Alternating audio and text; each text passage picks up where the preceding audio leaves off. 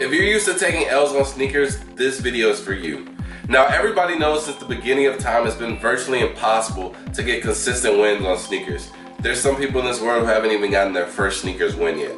However, over the years, Nike will implement certain mechanics in the app that kind of gave it a mini game aspect, and it will honestly increase your chances of getting a pair versus the normal means of a release like first come first serve or a draw. Now, some of these mechanics include the scratch, where you have to locate the shoe on the app, scratch it off, and once you reveal it, you're able to check out.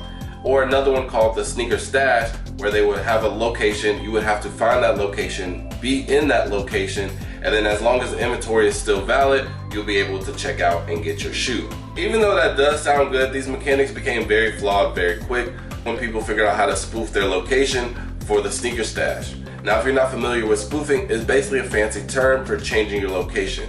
So for example, if Sneakers had a sneaker stash in Houston and I live all the way in Dallas, there's no way that I'll be able to make that 4-hour drive in time for the drop. So instead, I open up my MacBook, open up a program called iTools, plug it into my phone, and it tricks my phone into thinking that I'm actually in Houston, Texas. Now, by tricking my phone, it tricks the apps on my phone like Sneakers, so now I am in Houston, Texas, and I'm eligible for the release. Now, obviously, this takes away from the people that are actually residing in Houston and actually are risking themselves by rushing and going to these type of releases, which is another problem as well. People would rush and get into traffic and accidents and all types of things, and it just wasn't a good look for Sneakers, so ultimately they took it away. However, there was always some mechanic that if you were there at the right time in the right place, more than likely you're getting that shoe, and it just has to be the shock drop. Now, the shock drop dates all the way back to the Red October days, and it is exactly what it sounds like. A random drop that shocks everybody is completely random. Now, even though I was too young at the time, I still hear people's stories today about how they know the exact time, day, and location when they got that notification and was able to cop. Now, as I crept my way into the sneaker game, I've had to deal with my own experiences, like with the Off-White Air Jordan 1 UNC, one of the more modern shock drops. And it felt like a very fair W. And all the people that took their losses took it exceptionally well. It felt like it was just real sportsmanship with it, because overall it was just a very fun and fair release. However, we've kind of lost that flavor, especially with everybody outraging on the latest shock drop with the reverse grinches. Now, the main complaint about this shock drop was it didn't feel like a shock drop. Everybody knew weeks in advance that they were gonna do a shock drop, and then as time went on, people would go onto the back end of the app and they actually leaked the time and date of the shock drop. Now, even though the leak time wasn't 100% accurate, it still led to a lot of misinformation on the internet, and it became an argument of who knows what and who doesn't know what, and it became very frustrating and annoying because in reality, nobody really knew the truth. Now, this is another issue that causes one of my main issues with the shock drop today.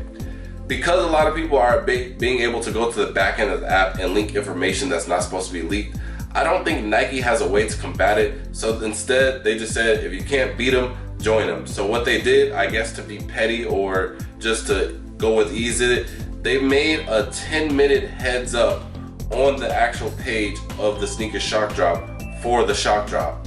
So you're giving me a heads up that you're gonna shock drop, which basically means everybody knows it's gonna drop, therefore it's not a shock drop. And now it's just utterly useless and outdated. In its current state, I don't think the shock drop should continue. It's just lost its effectiveness and its overall meaning. However, Sneakers can't go back to first come first serve because bots will just eat it up on the back end. With that being said, I do think that there can be some changes that can be implemented to bring back the shock drop to its original value. For example, they can take some really good advice from the Shopify websites like Amon Manir. Every time they have a special release, it honestly goes perfectly well. They usually change up the website right before it drops, and then you have to figure out some type of password, play some type of questionnaire, or do some type of activity. Basically something that a bot can't do. And if you get the answer right or you participate correctly, you have a better chance in the queue and your time is sped up. And it just feels like an overall fun and fair experience like the original shock drop.